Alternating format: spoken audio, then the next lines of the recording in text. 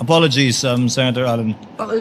Senator Judge Padilla for his interjections. Thereafter, Senator Judge Alan Cayetano. You have 2 minutes, sir. You may proceed when you're ready. Maraming salamat po. Isang mabilis lang po ito. Pagka sinabi pong unusual, hindi pangkaraniwan. Hindi po ba? Yes, sir. Kapag sinabing suspicious, ibig sabihin kahinahinala. Apa, sir. Wala po kayong nakitang kahinahinala. Hindi po ba? Wala naman po. Opo, ibig sabihin hindi po illegal.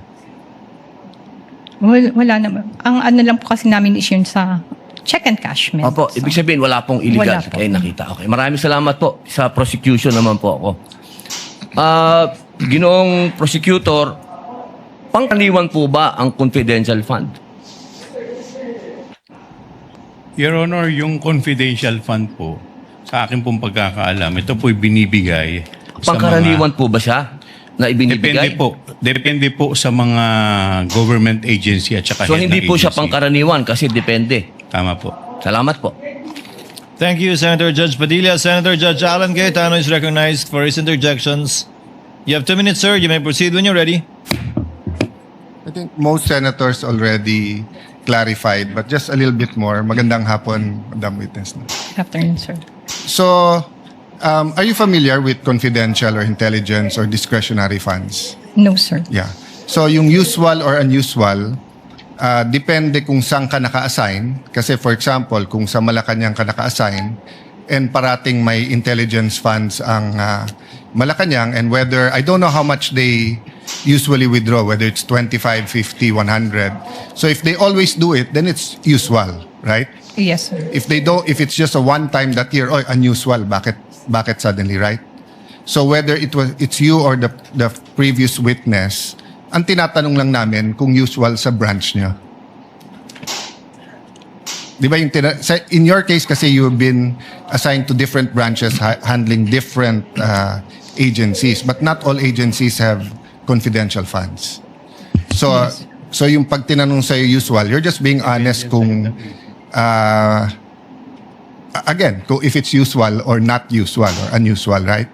Yes, sir. Or put it another way, di ba? If you're a kind of person that you love everyone, then I'm first time ko pumunta sa branch mo, I love Alan, then it's usual. Di ba? Sabi nga ni Tom Jones it's not unusual to be loved by you. Di ba? Kung yun yung usual. If you're the type of person naman that you don't like anyone, then suddenly I go to your branch, sasabihin naman ng mga tao doon, ma'am, medyo unusual, ba't mo nagustuhan siya? Di ba? So I think yun din yung isang clarify ni Senator Tulfo, ni Senator Lacson, etc. Na iba yung suspicious and covered kasi may legal implications yon. Yung usual, unusual, we're just trying to get to the truth of what's happening here.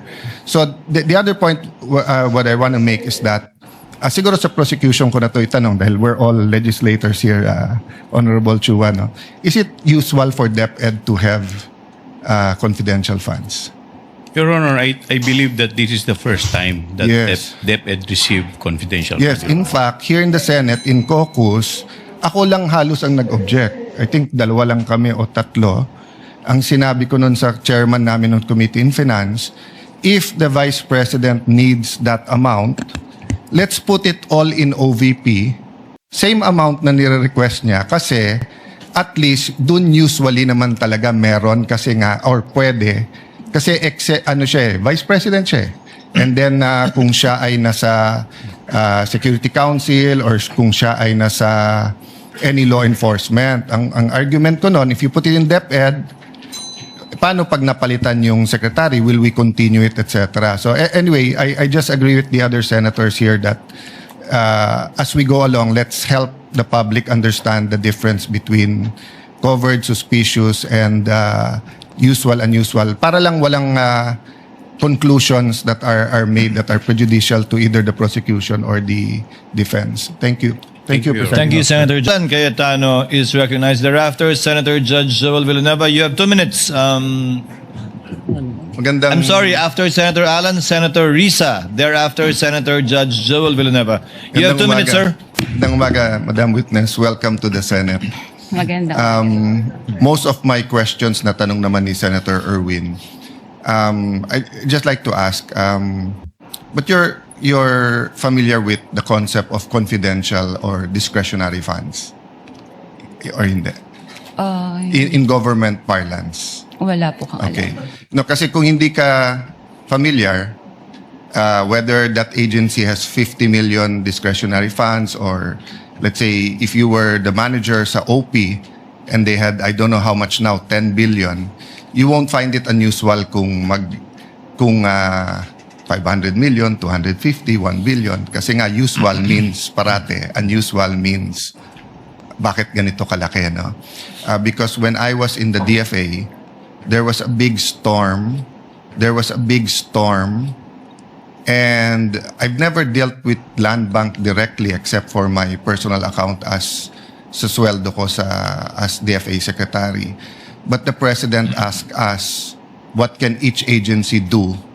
So my staff then, si Yusek Ariola said, Sir, maraming ma-stuck sa mga ports, airport at seaport. May isa tayong fund. Kung OFW sila, pwede tayong magbigay.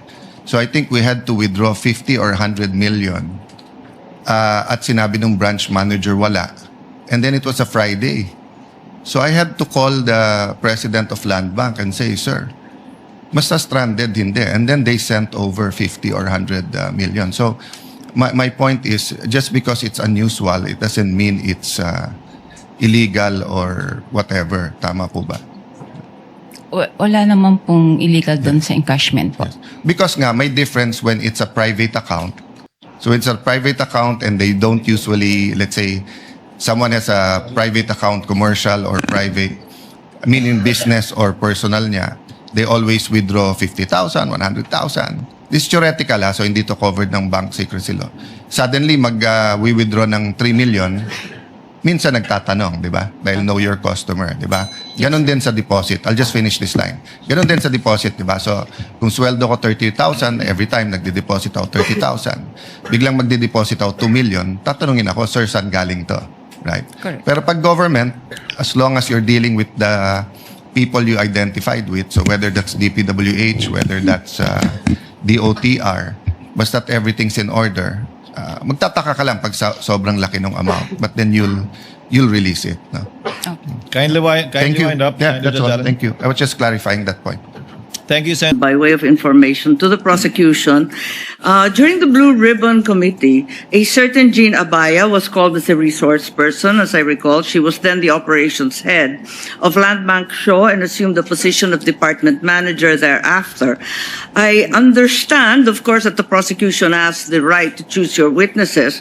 I am simply curious, bakit hindi pinatawag si Ms. Abaya na magtestigo ngayon, samantalang siya yung may personal knowledge ng encashment ng mga cheque na pinag-uusapan? Your Honor, The Honorable Chua may respond. Thank you, Your Honor. Your Honor, at that time, when this check was encash, si Ma'am po, ang ating pong testigo, siya po ang branch manager. Hindi po si yung nabanggit po ninyo. Yes, alam ko na siya yung branch manager, pero yung operations head at that time, si Jean Abaya. As a matter of fact, she was even able to say that the entire amount of the checks was withdrawn each encashment. So, ang lumalabas doon sa House hearing, kung naaalala kong maigi, si Miss Abaya ang direktang nakipag-deal kay Miss Acosta, di ba? Your Honor, kung maririnig po natin yung kanyang salaysay, siya po kasi yung nakikipag-coordinate sa OBP. Siya nakikipag-coordinate or sino ang direktang nakikipag-usap kay Miss Abaya? Kung ganon. Kay Miss Acosta, sorry. Hindi ba si Jean Abaya? Pwede po Yun ang akong sumagot. pagkaintindi ko doon sa House hearing Pwede po akong sumagot. Yes, please. Si Jean Abaya po, siya po yung next in rank nung ako po ay branch Siya manager. yung? Next in my rank. Oo, yeah. Apo. Pero siya ba yung direktang nakipag-deal kay Miss Acosta ng DepEd? Ako po ang direktang sa OVP po. Nakakapagtaka lang kung bakit nung House hearing, si Miss Abaya ang siyang nagsabi ng direktahan na yung entire amount ng cheque was withdrawn each encashment. Hindi po kayo. Ba't kaganon? Your Honor, bali po si Gina Baya po ang naging incumbent manager. Siya po yung pumalit sa akin as branch manager. So at that time, tinanong po nga siya. So since operations manager po siya, aware din po siya sa transaction. Pero natanong din po siya kung sinong direktang kumakausap sa cash division Okay. staff. So kaya po ako napatawag. Kayo yung direktang nakipag-usap? Opo. Kahit siya ang nag-attest na talagang buong amount ang withdraw. Ganun ba Aware yun? naman po siya sa mga transactions din po sa branch. Okay, maliban doon, Ms. Constantino, nung House Blue Ribbon, narinig ko, nung tinanong ni Congressman Luistro, sino ang nag-withdraw ng pera at linagay sa mga bag, nung una, sabi niyo, you didn't recall. Matapos noon, medyo may leading question si Congresswoman noon eh. Kasi ang sabi, do you recall Miss Acosta? Do you recall Mr. Ortonio? Bigla ninyong naalala si Miss Acosta at si Mr. Ortonio. Tama ba yun? Ba't nagkaganon? Nung una, hindi ninyo maalala. Pagkatapos noon, naalala na ninyo. Pwede ko Ano po ba talaga ang naaalala ninyo? Para klaro tayo. Pwede po ba nating balikan po kung yung transcript po talaga? Kasi baka po, mamaya, baka lang po, I'm sorry, may iba pong issue before. Tapos po natanong ako kung bakit ko po kilala yung dalawa. So baka po may iba Kasi pa nung pong una, story up behind. tinatanong kung nare-recall ninyo, sino naglagay ng pera sa mga bag? Sabi po ninyo na hindi ninyo maalala. Tama ba yun? Ang pagkakaalala Kindly ko po, wind up. ang pagkakaalala ko, sorry po. Ang pagkakaalala Sumasagot ko po, ang sinagot ko po yon na si Yes, Miss yes. Gina ang naglagay at si Mr. Ortonio. Ang hindi ko po ma-recall kung sino po yung naglabas na ng cash, ng, Uy, hindi ng ko bags. tinatanong yon. Hindi yon ang tinutukoy ko. Ang tinutukoy ko, yung pa-iba-ibang sagot. Kasi nung una sabi nyo, hindi ninyo maalala kung sino naglagay ng pera sa bag. Pagkatapos nung binanggit sa inyo, do you recall Miss Acosta, do you recall Mr. Ortonio? Naalala ninyo kung sino naglagay na yung dalawa. Bakit ganon? Yun lang po. Ang Kindly wind up, pagkakaalam, ma'am. ang pagkakaal- Considering that Miss Acosta is allegedly the payee, bakit hindi nyo yun naalala kaagad? Doon ako nagtataka. Wala po akong matandaan na sinabi ko na hindi ko ma-recall po yung naglagay ng pera sa bags. Ang alam ko po, nare-recall ko kung sino po ang naglabas ng bags. Okay, Outside the bag. balikan na lang po natin yung transcript Sige doon sa po. lower house Kung pwede at po. Baka maipaliwanag ninyo sa amin na maigi. Maraming salamat. Sige The po. lady may avail for round. Very briefly, thank you, Mr. Presiding Officer. After hearing all the words unusual, suspicious, illegal, but I just wanted to understand, Ma'am Camposano, matapos po maging subject ng congressional inquiry ang mga transaction na ito, nagsagawa ba ho ang Land Bank ng anumang internal review kung paano hinanda, na-authorize, or na-release ang cash? Internal review po ng Land Bank? Yes, because you used words unusual, suspicious, all of that. I just wanted to know, pagkatapos po nangyari yun, was there any internal review? I just wanted to understand that. After ng Congress hearing, Your Honor? Yes, because dun po namin unang nabatid yung inyong mga statements. Yes. Hindi ko na po masagot yan, Your Honor, because I was with Land Bank DOTR na po nung time na yon. So kung ano man po yung nangyari with DepEd branch at the time, after the congressional hearing, hindi ko po alam. Oh, so after the hearings, when you made these manifestations, hindi po kayo pamilyar kung nagkaroon po ng pagbabago, ng review, i-assess yung proseso dahil po sa inyong mga kaalaman. Yes, Your Linipat na Honor. po kayo. No. I was with Land Bank DOTR na during the congressional hearing. Yes. And so you are not called for any review based on your revelations? Oh, wala po. Okay. So, I had many questions. I was supposed to ask you, anong saklaw ng review, ano ang security arrangements, documentation, reporting requirements. But if you're not familiar with the review, so you will not be able to answer. So, do we assume then that the process is still the same? Kung walang binago po, ibig po bang sabihin na Land Bank considered the existing process sufficient and that the same transaction could still be handled in substantially the same manner today? Gusto ko po lang maintindihan kung unusual, usually kakausapin dapat yan o a-assess ang proseso. But if it was not, how is the process today? Paano po nagbago kung meron man? Akong sa ngayon po, ang nagbago po ang proseso niyan dahil meron na pong tayong BSP guidelines na ang amount lang po ng cash na mailalabas is up to 1 million. Then, pagka more than 1 million, ay kailangan na po ng necessary approvals. Yes, I'm talking about the changes, evaluation, assessment after the congressional inquiry.